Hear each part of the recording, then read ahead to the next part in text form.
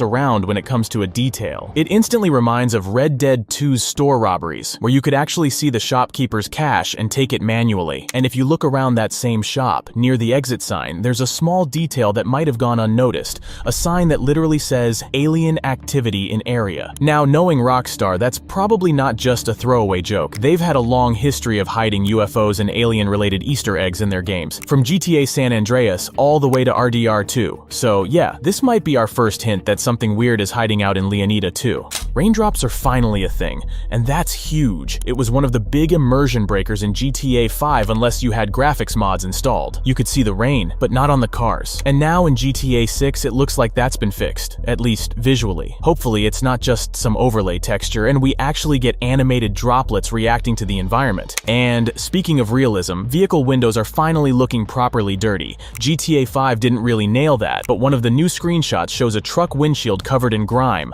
with a clean swipe area where the wipers supposedly pass through. That hints at working wipers, though in the trailer, we don't actually see them moving yet, and they're not in motion in the screenshots either, so it's still unconfirmed. But hey, if we've got bikini girls cleaning our windshields like in one of those scenes, maybe wipers won't even be necessary.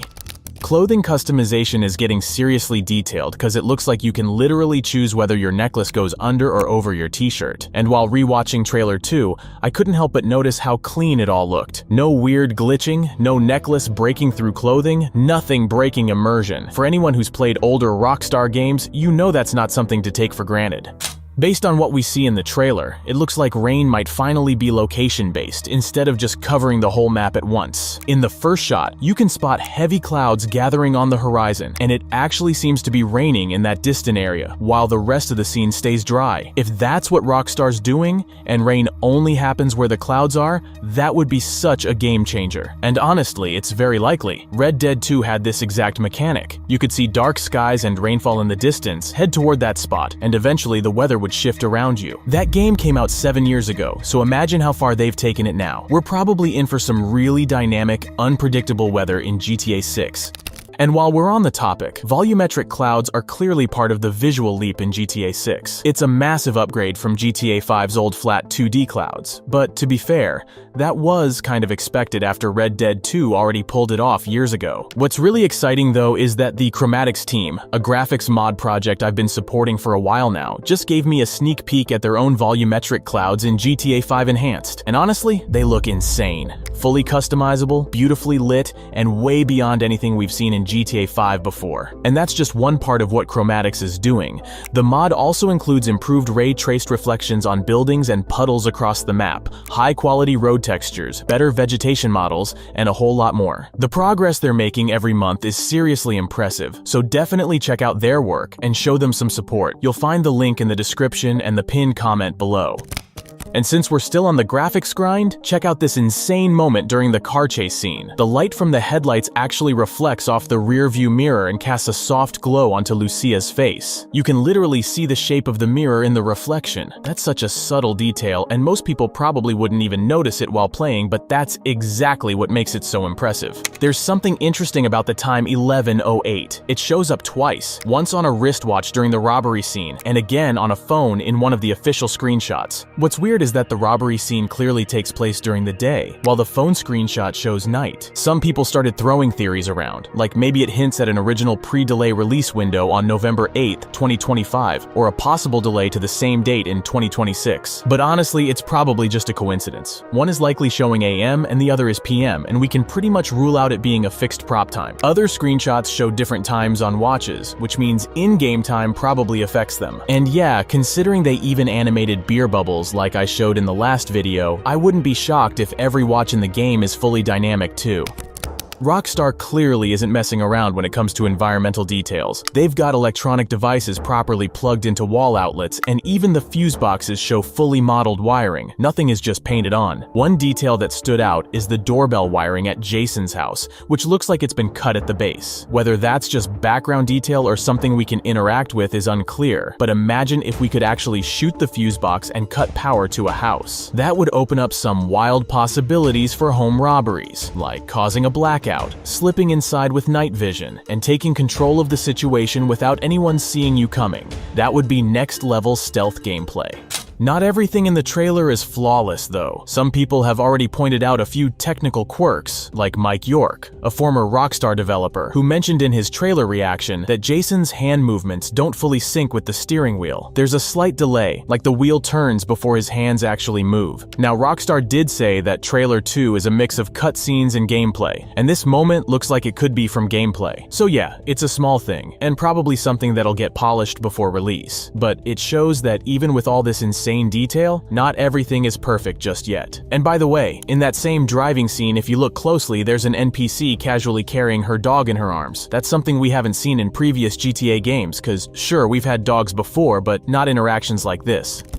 Jason's muscle animations are looking next level. Just check out that bicep supination in the bar scene, and one of the early shots near his house. The way his arm flexes and rotates looks insanely realistic. It's actually crazy how ripped he is now. Back in the leaks, he looked like a regular skinny Florida guy, nothing like the dude we're seeing now. The way his physique has evolved between the leaks, Trailer 1, and now Trailer 2 suggests Rockstar might be implementing some kind of progressive body system, similar to San Andreas but way more advanced. Considering how well they handled muscle and vein detail on horses in Red Dead 2, it's safe to say they've brought that same level of precision to human characters this time around. And it's not just the muscles. The sweat detail on characters looks absolutely insane. No matter the scene, it's spot on. Whether Jason's fixing leaks outside, mid-robbery in the bank, or even in the official screenshots, you can see that subtle sheen on the skin, catching the light just right. It's not overly exaggerated or glossy. It actually looks natural, like heat and humidity are really affecting the characters. In GTA 5, planes were noticeably scaled down from their real-life counterparts, probably to better fit the map size. But in GTA 6, it looks like Rockstar isn't holding back. Just look at the scene where Lucia fights inside the landing gear compartment of a plane. That thing is huge, and it gives us a real sense of how massive aircrafts might actually be in this game. To make use of planes that size, we're probably getting a much bigger airport too, and that wouldn't be surprising. If you compare GTA 5's Los Santos to real-life Los Angeles, it's way more compressed. But now, people are already finding areas in GTA 6 that are not only more detailed than their Google Maps equivalent, they're literally bigger. Also, in that same scene, the detail on the landing gear is absolutely insane. You can see every bolt, cable, and texture. It looks like something pulled straight out of a flight sim. And honestly, this might be how we'll be playing GTA 6 when it drops. Just walking around staring at the tiniest stuff like, how is this even real? It's wild how much time and effort clearly went into every single part of the world. Nothing feels rushed or slapped together. It all feels handcrafted. We already talked about hair physics in the previous video, mainly focusing on head hair, but the hair detail on the rest of the body is just as impressive. In most games, body hair has always been just a flat texture painted directly onto the skin, barely noticeable unless you're really looking for it. But in GTA 6, it's actually modeled properly. I have no idea how they pulled this off, but the hair on Jason's forearm looks ridiculously real. You can see it clearly both in the trailer and the official screenshots. If I told you to list all the things GTA 6 has that GTA 5 doesn't, you'd probably come up with a long list. But here's one detail most people definitely wouldn't think of. In GTA 5, bikes don't have brake wires. Once you notice it, it's impossible to unsee. But in GTA 6, that's been fixed. In the scene where Jason's riding a bike, you can clearly see the brake wires, along with a bunch of other tiny mechanical details. It's such a small thing, but it adds a lot to the realism, and I'm honestly glad they finally included it. There's a lot of speculation right now that Jason might actually be a cop, mainly because in one of the new screenshots, he's wearing the exact same outfit as in the raid scene from the first trailer: white t-shirt, black bulletproof vest, and a backwards cap. But personally, I don't think he's an undercover cop or anything like that. What seems more likely to me is that Jason's connected to the police in a less traditional way. There's that police captain shown in the trailer, and I think there's a chance Jason might be working with him off the books, not as a snitch or informant, but more like a dirty arrangement. The cop sets up drug raids, greenlights certain robberies, and in return takes a cut of whatever Jason's crew pulls in. Wouldn't be the first time Rockstar explored something like that, and honestly, I wouldn't be surprised if that same cop and his unit end up becoming the main antagonists after one of those classic GTA betrayals. We already know Cal Hampton's the classic tinfoil hat guy, always deep into conspiracy theories. But if you look closer at one of his screenshots, there's a tattoo on his arm showing an alien peeling off a human mask. That's another strong hint that we're getting some kind of alien-related Easter egg in GTA 6. And there's another tattoo that caught my eye, a plesiosaur, which is interesting considering Lake Leonida is a thing. I know it's a stretch, but who knows? Maybe Rockstar throws in something like a Nessie sighting or even a nod to the Altamaha, that folklore creature from Georgia. Would be a fun little Easter egg and totally in Rockstar's style. Also, in that same screenshot, Cal's wearing a necklace that you can actually buy in GTA Online right now. So yeah, Rockstar is reusing some assets from the previous game, which makes total sense, but it's still a cool little detail to catch. And in another one of Cal's screenshots, his t-shirt says, "Violence is cool, thanks video games." And that totally feels like a nod to all the past controversies surrounding the GTA series. Rockstar's always been in the middle of debates about video game violence, especially during the San Andreas and GTA 4 eras, so this kind of self-aware, sarcastic humor fits perfectly. And fun fact, the shirt's design is clearly inspired by the style of Stephen Rhodes, the artist known for those vintage retro schoolbook-style graphics with a dark twist. On the last screenshot from Ambrosia, there's a great detail that might have slipped past most people. An NPC has his foot resting on the clutch pedal, and it's not just for looks. That pretty much confirms that pedal movement will actually be animated in GTA 6, with both NPCs and main characters moving their feet based on how they're driving. Back in the 2022 leaks, there was a video showing that almost every part of the vehicle interior could move: pedals, mirrors, gear sticks. So this lines up perfectly with that. In GTA 5, the characters did move their feet a bit, but the pedals themselves were just static props, so this time, it looks like Rockstar's aiming for the full package.